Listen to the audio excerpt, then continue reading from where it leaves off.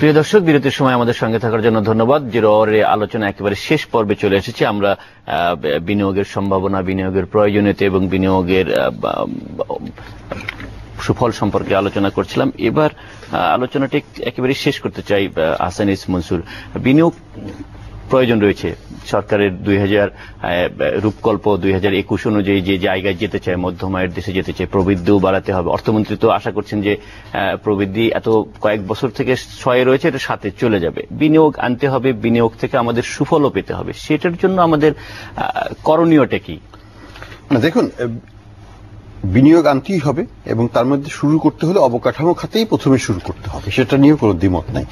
এবং আমাদের সুস্পষ্টভাবে আমরা সব জায়গায় বলে আসছি যে বাংলাদেশের যে বর্তমান প্রেক্ষাপট, তাতে বছরে $10 বিলিয়ন নিচে অবকাঠামো খাতে বিনিয়োগ করলে চলবে না। এটা হচ্ছে মিনিমাম রিকোয়ারমেন্ট আমাদের, অন্ততপক্ষে আগামী 5 থেকে 10 বছর।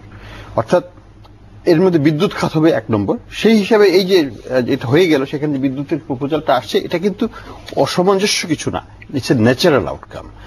আমাদের আর কোথায় খরচ করতে হবে? আমাদের ট্রান্সপোর্ট এন্ড লজিস্টিকের ব্যাপারে প্রচন্ডভাবে বিনিয়োগ করতে হবে। আমাদের একটা ট্রাক স্ট্যান্ড নাই, একটা বাস স্ট্যান্ড নাই। ঢাকা চিটাগং রোডে আমরা $50 বিলিয়ন গার্মেন্ট এক্সপোর্ট করব।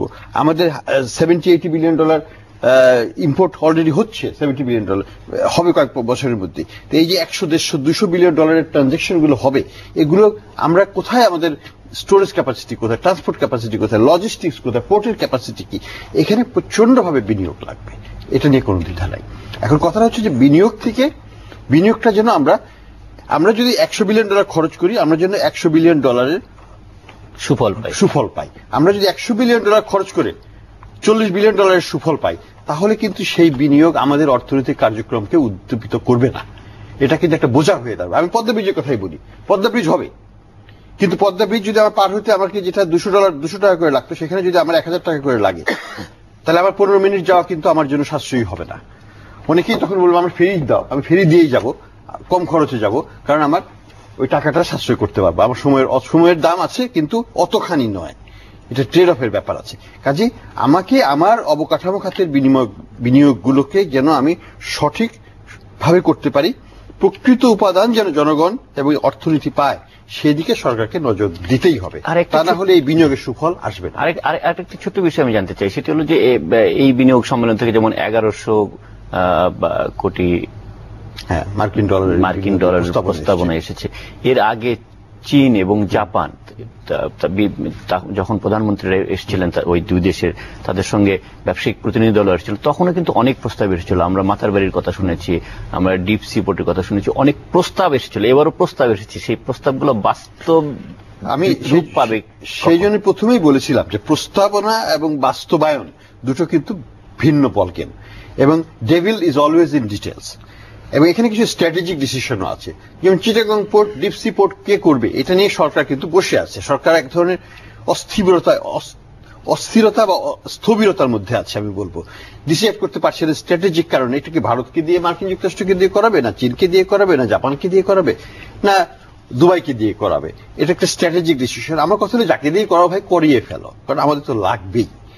তো এই আমি বলবো যে স্ট্র্যাটেজিক ডিসিশন গুলোকে আমাদের খুব দ্রুত করতে হবে। আমাদের ঢাকা একটা এয়ারপোর্ট লাগবে বাংলাদেশের জন্য, সেন্ট্রাল একটা বড় এয়ারপোর্ট লাগবে।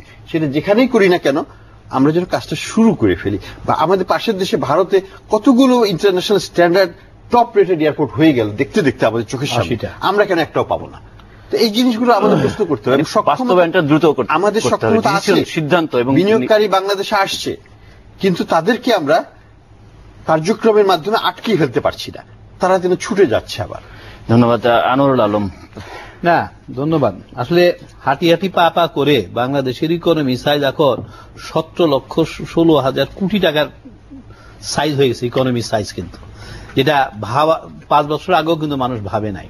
তার মানে এটা হলো যে আমাদের মধ্যে সেই স্পৃহা বলেন, সেই স্পিড বলেন, সেই মানসিকতা বলেন, এগুলি কিন্তু প্রত্যেকটা জিনিস কিন্তু আছে। এবং the young generation are really very bright future for the nation. এবং বাঙালি কিন্তু বর্ন এন্টারপ্রেনার। বাঙালি খারাপ জিনিস মনে রাখতে পারে না, ও কিন্তু ভুলে যায় একদম। এই যে গতকালকে যদি কোনো দুর্ঘটনা ঘটে, আজকে সে মনে রাখতে পারবে না, এবং যে কারণে এগুলি কিন্তু সম্ভব হয়ে গেছে। এখন আর কি জিনিস দরকার? আমি কিন্তু বারবার বলবো একই জিনিস, যে 3-4টা জায়গা আমাকে অ্যাড্রেস করতে হবে। এক, এই মুহূর্তে ইনফ্রাস্ট্রাকচার যেভাবে ইনভেস্টমেন্ট হবে, এবং এখানে ইনস্টিটিউশন গুলা কিন্তু স্ট্রেনথেন করতে হবে। আমাদের যেসব ইনস্টিটিউশন, ব্যুরোক্রেসি বলেন, এডুকেশন বলেন, আমাদের জুডিশিয়ারি বলেন, ইনস্টিটিউশনগুলো স্ট্রং করতে হবে। সেকেন্ড, আমার এডুকেশনটা জবের সাথে রিলেট করতে হবে।